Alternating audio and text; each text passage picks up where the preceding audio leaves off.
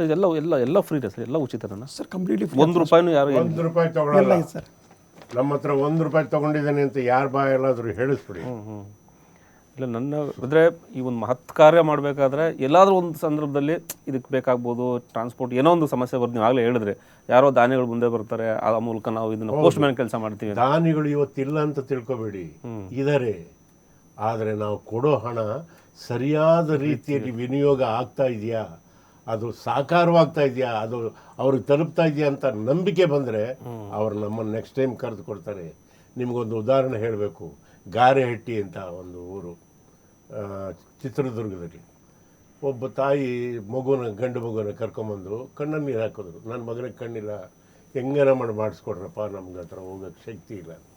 ಆಯಿತು ಅಂತ ನಾವು ಅನಿತಾ ಅಂತ ಅವ್ರಿಗೆ ಹೇಳ್ಬಿಟ್ಟು, ಅಮ್ಮ ಇದೊಂದು ಸ್ವಲ್ಪ ಟೆಸ್ಟ್ ಮಾಡಿಸಿ ದಯವಿಟ್ಟು, ಇಂಟ್ರೆಸ್ಟಿಂದ ಮಾಡಿಸಿ ರೆಫರ್ ಮಾಡಿದ್ರು. ಬರಬೇಕು, ಇದಕ್ಕೆ ಹಾಸ್ಪಿಟ್ಲಿಗೆ ಬರಬೇಕು, ಅಲ್ಲಿ ಟೆಸ್ಟ್ ಮಾಡಬೇಕು ಅಂತ.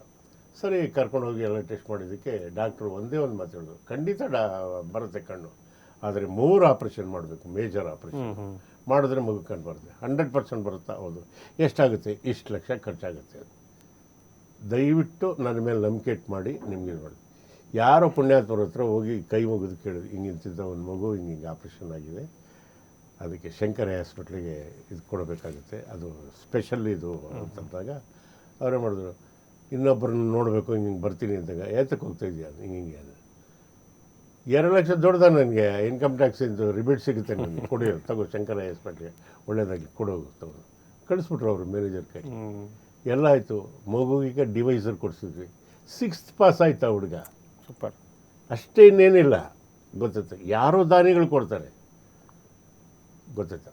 ಮಾಡಿಸ್ಬೇಕು, ಮಾಡಬೇಕು, ನಿಸ್ಪೃಹತೆಯಿಂದ ಮಾಡಬೇಕು, ಮನಸ್ಸಿರ್ಬೇಕಷ್ಟೇ. ಅಷ್ಟೇ, ಮನಸ್ಸಿದ್ರೆ ಅಷ್ಟೇ. ಇದರಿಂದ ನನಗೇನು ಲಾಭ ಅಂತ ನೀನು ಯಾವತ್ತು ಯೋಚನೆ ಮಾಡ್ತೀಯ ಅವತ್ತಿನ ಹಾಳಾಗೋದು. ಏನಿಲ್ಲ. ಏಕೆಂದರೆ ನನ್ನ ದೃಷ್ಟಿಯಲ್ಲಿ ಇವತ್ತು ನನಗೆ 77 ವರ್ಷ, ನೀವು ನಂಬ್ತೀರ ಬಿಡ್ತೀರ, ಭಗವಂತ ಕೊಡ್ತಾ ಇರೋ ಭಿಕ್ಷೆಯಿಂದ ನಾವು ಬದುಕ್ತಾ ಇದ್ದೀವಿ.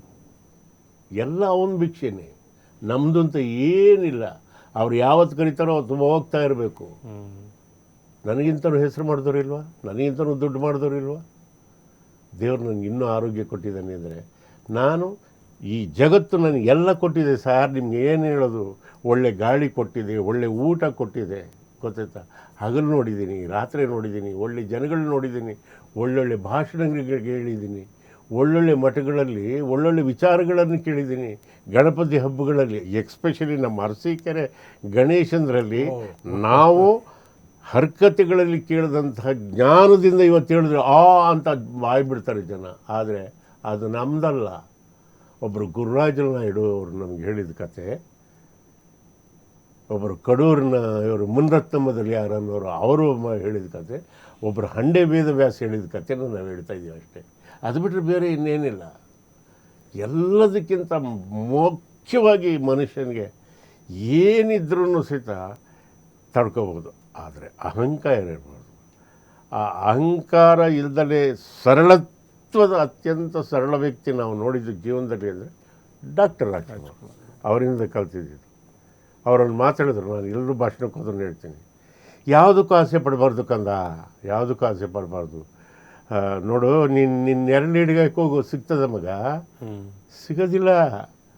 ನಿನ್ನ ಪಾಡಿಗೆ ನೀನು ಒಳ್ಳೆ ಕೆಲಸ ಮಾಡ್ಕೊಂಡು ನಿನ್ನ ಪಾಡಿಗೆ ನೀನು ಹೋಗ್ತಾ ಇರು.